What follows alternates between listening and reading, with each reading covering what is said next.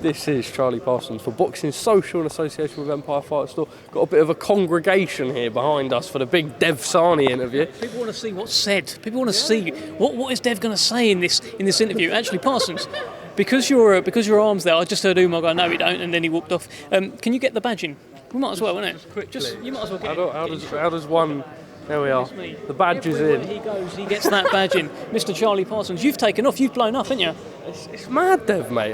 The YouTube hardcores are going to absolutely hate that, which makes me even more delighted because we give them something to bite at. Yeah, exactly that. I saw you actually, you got to sit down with Eddie Hearn before Coogan did as well. I mean, what's the rivalry like between you and Coogan at the moment? So someone actually just said that now. It's all good. Yeah. It is all friends in this work. For now, he's like, he didn't do a good interview anyway, so don't worry about it. It's probably what he's thinking. Maybe, yeah. No, I thought it was good, actually. Thanks, Dev. Thank you. From a rival promoter, a minute of shit talk. It's always nice to be joined by you. It's been a little while now. Beterbiev-Yarde, I know you go full company man on weeks like this, as you should.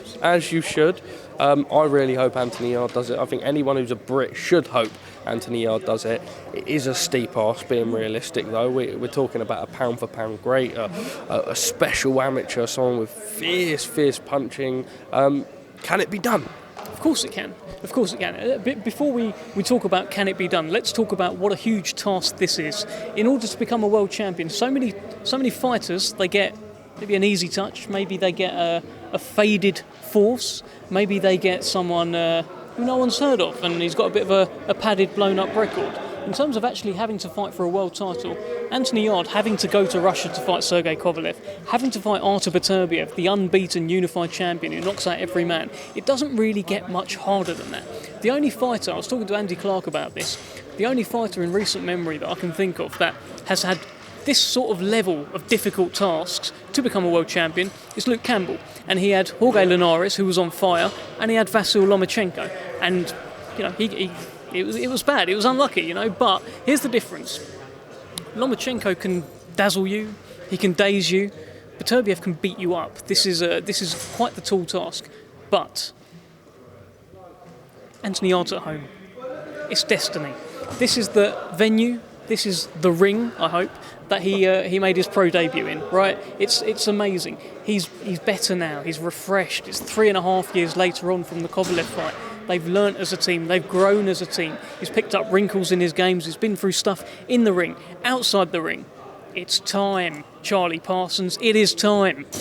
Dev, funny you point out sort of almost like Luke Campbell's career and how it resonates to Anthony Yarde. It's something that I've thought about this week, but almost been a little bit shy to sort of say it on interviews. You know how we do. You know what it's like. You get scrutinised for everything. But what I will say is, with retrospect, and obviously we hope Anthony does do the business Saturday night, and I think he can do it if there's someone who can come in and use the angles. But do we feel like for us hardcores as well, at the time when Lomachenko came over for Campbell, we thought, we hope Campbell can do it, but what an experience for us to see Loma in the UK. Do you feel like we've almost got that side of it with Beterbiev being over here as well?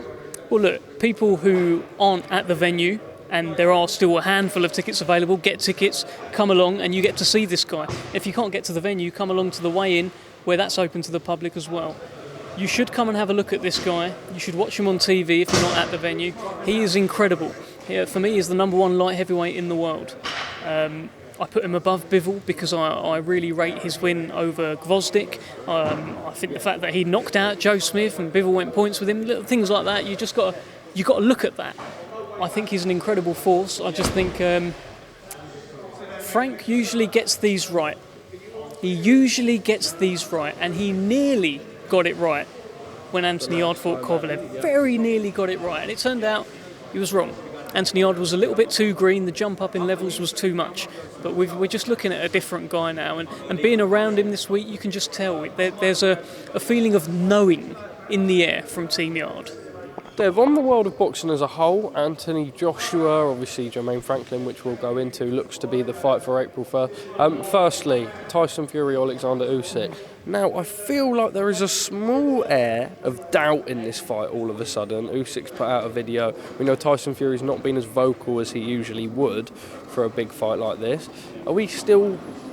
Do Is there a gut feeling still that this fight will happen and that won't be anything to interfere? Obviously, there's no promotional politics to get by.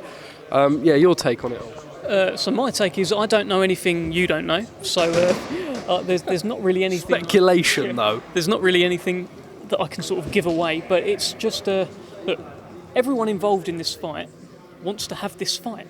Tyson Fury wants to fight Usyk next. Usyk wants to fight Tyson Fury next. The Warrens want Tyson Fury to fight Usyk next. Yeah, cool. Usyk's manager wants Usyk to fight Tyson Fury next. When you've got everyone pulling in the same direction, and there's no little agendas anywhere, no one's thinking about other fights, there's no network issues, he's not tied down to any network, it's all looking positive. So I would just say, stay patient and listen to Frank. Frank seems very confident that he'll get this done, so you've got to back him. Fury-Usyk, how does it go? The age-old saying is a good big man should beat a good little man. In this case, do you believe that will be the... Yeah, look, I'll be honest and I will be rinsed in the comments, but bring it on. Tyson Fury, Joe Joyce and Deontay Wilder all knock out Oleksandr Usyk. All three of them knock him out, and I'd say that with all the confidence in the world. Deontay Wilder would land something, Joe Joyce would get him over 12 rounds in smaller gloves. What about the amateur fight? Yeah, bigger gloves, fewer rounds. So this version of Joe Joyce would get to him, and Tyson Fury is just everything that Usyk can do, Tyson can do it, but bigger. Dev, Anthony Joshua, Jermaine Franklin looks to be the fight for April 1st. I imagine DAZN pay-per-view. AJ's always been a pay-per-view fighter. I don't really have any disputes there myself with it. Obviously, close contest with White. Some people had him winning, some people had it a draw, some people had it a close loss. Do you think Jermaine Franklin is an okay opponent for Joshua, judging they do the free-fight plan this year? What was the date of the fight? April 1st. I think it's a perfect fight for his development, and he needs to rebuild. He needs to get his confidence back. And I think when they were talking about the next opponent, there were interviews with Eddie Hearn talking about how we'll choose the right path for AJ's development. So clearly, this is something that will help him develop as a fighter, develop his confidence, and hopefully he will be in a place after the fight where he's confident and developed enough to take on Dillian Whyte in a rematch, and hopefully we'll get there. Dev, finally from me, let's talk a little bit about Conor Benn. It's a bit of a grey area still, because obviously there's been a 280-page document that's been submitted to the WBC. We believe VADA are involved with that. Robert Smith said to Gareth A. Davies, so they've not had anything themselves. I suppose that sort of adds up because the licence has been relinquished and they don't really have to submit anything to the British board. But they're saying he may fight again before we, the boxing public, hear anything. What are your thoughts on the whole ordeal? I'm just going to be honest, be very boring on this. I want to see what happens. I just want to see what do the WBC come out with? What do the British Boxing Board of Control come out with? Are they allowed to come out with anything? What do UCAD come out with? Let's wait for everyone to come out with their sort of final statements before judging what on earth has happened in this situation.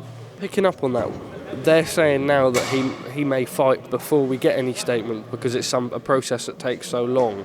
I suppose there's two arguments here. There's the argument that if he is innocent and that it's a matter of this document being out, you can't just put your career on standby. But us, the boxing fan, we see two failed tests, time apart. Maybe need clarity before we watch him fight. Is it almost a bit out of their control? I think that Team Benn and that side of it are being quite bullish on it, and they are going to do what they want to do. If they are stopped from doing it, then they are stopped. But if they're going to book a fight and he's going to fight, then the response from the public will be pretty obvious. But let's see. He may be perfectly clean and innocent. That may well be the case. He's clearly going about it quite bullishly and with a lot of confidence in the science. So let's see. Dev, you absolute G. Finally, when are we going to see you in a little Stone Island number? Do you know what? I just think I'm too old for it. No, you're not, Dev. No, you've got a nice hairline. Your hairline makes you look young. You're looking all right. We can get you. We need you in a Stony. Even if that had a little badge on it. This shirt, Dev's doing the shirt quite nicely today. So maybe we can get some of these. What was it called? Stone Island. Do you not even know what it was called? I mean, it's just like I've seen John Ryder wears it. Gets the badge in every now and again. It seems to be something that kids are saying these days. It doesn't really interest me, to be honest. But we look. We shall see. We Maybe. can make you interested. Okay. Well, let's see if you can turn me in time for the press conference. I'll be there in a Stone Island suit. That's what we like to hear. Dev, Sahni, as always, a pleasure. Thank you very much for speaking to us at Boxing Social.